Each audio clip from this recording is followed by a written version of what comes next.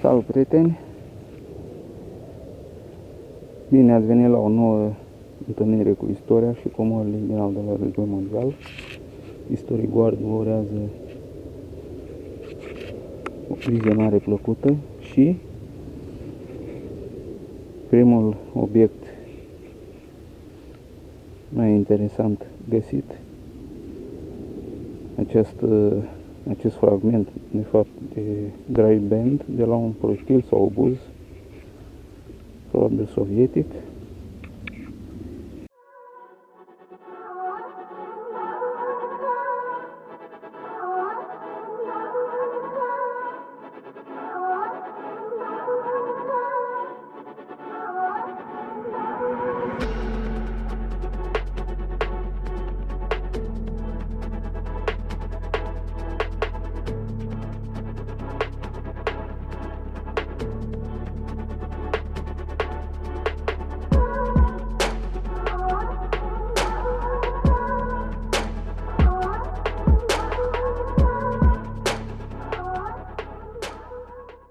Salut, prieteni! Ne revedem la un tub de Mauser tras de data aceasta.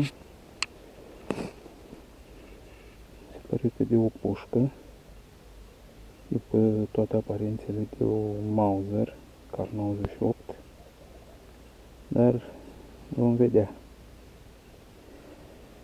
Interesant. Deci, unul din cele mai sigure semne că și aici, în această zonă în care n-am mai căutat, s-au dus lupte, s-a tras.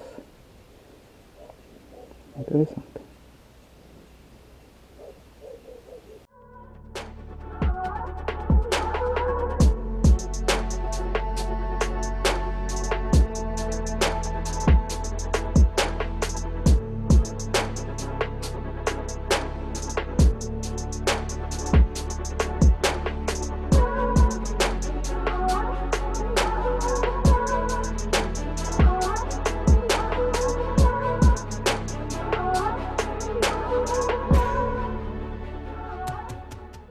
Salut, prieteni!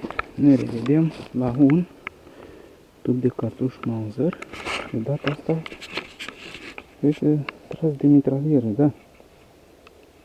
Uitați și îndoitorul asta aici, care arată că e posibil să fi fost tras de MG42 sau MG34, depinde. Foarte interesant, chiar nu mă așteptam. De fapt, nu se știe niciodată. Copșa mică cu gir.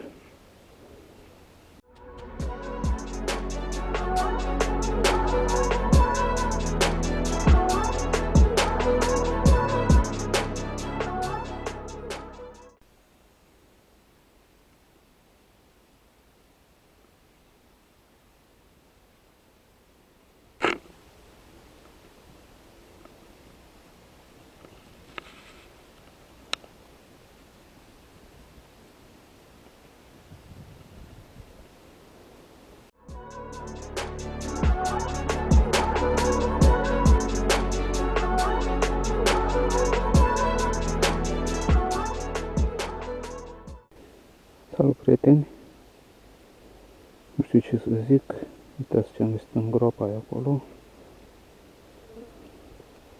Această piesă. Vedem împreună.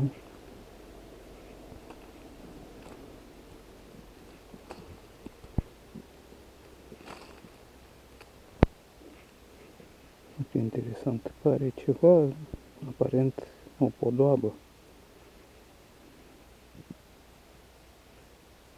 Un element decorativ de la ceva, știu eu. Două frunze frumoase.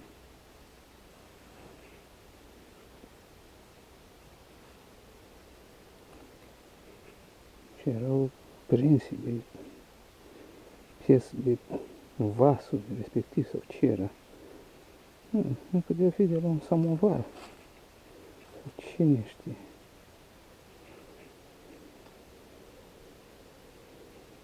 Da, interesant. Dacă ați mai văzut un asemenea obiect, acest model sau știu eu, nu ezitați să scrieți în comentarii dacă știți de la ce ar putea fi.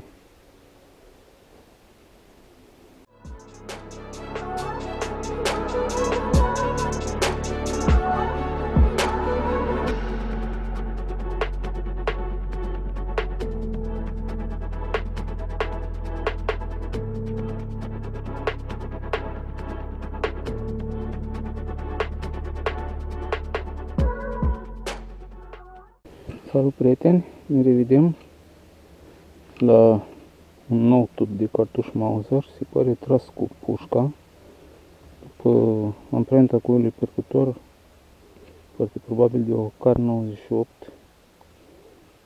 Mauser. Undeva aici sus, aici prin zonă se pare că au fost și niște tranșee, adăposturi.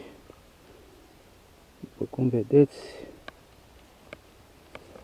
e o zonă relativ plană, unde se putea observa mai la distanță.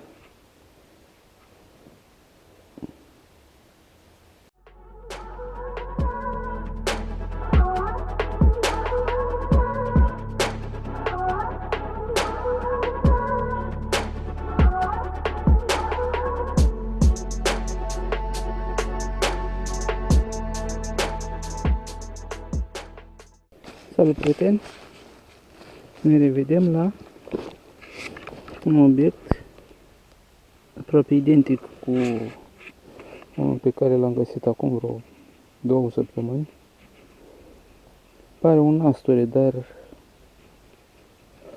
n-aș fi așa sigur.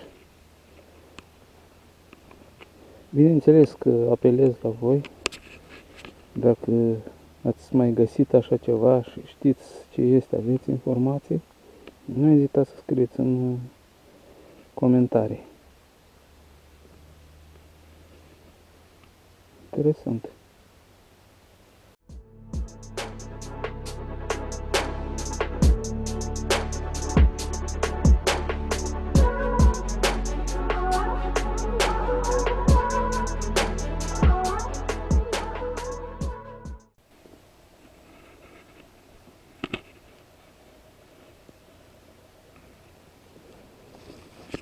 Salut prieteni, ne revedem la un tub Mauser tras de mitralieră, foarte interesant.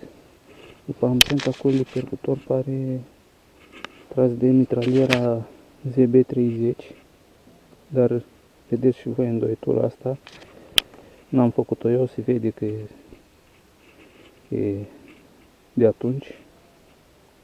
Da, uite, erau aici niște furnici, să scapă întâi de ele, după aia am probleme. Mai sunteți? Nu, se pare. După această îndoitură pare să fi fost trasă de, foarte interesant, de mitraliera MG42 sau MG34. Uitați. Și pare un tub de cartuș românesc, da, am impresia că e copșa mică cu gir. Foarte probabil. E interesant, am să-l curăț și vedem.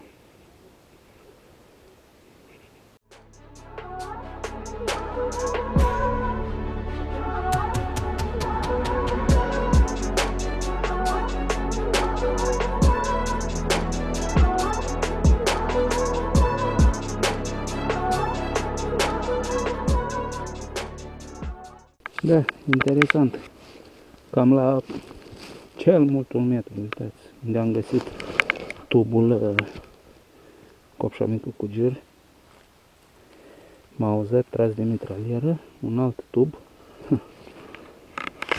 foarte asemănător cu celălalt, uitați, aceeași îndoitură aici, aceeași amprentă a cuiului percutor, cel mai probabil a fost trase de aceeași armă.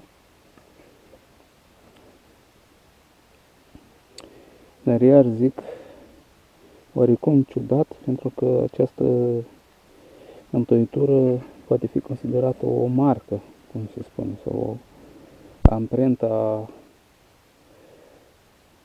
cel mai probabil a mitralierii MG42.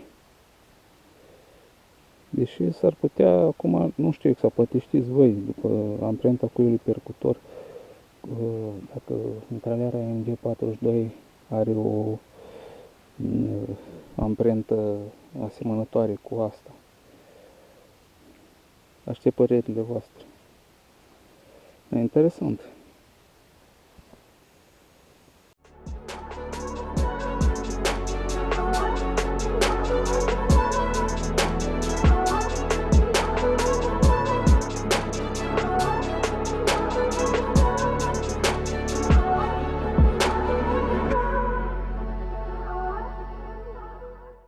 Salut, prieteni! La ce credeți că ne reîntâlnim? O mică monedă. Da, nu e din aceea din timpul războiului, dar e cât de cât interesantă. Monedă de 5 bani din 1952, parcă. Da, din 1952.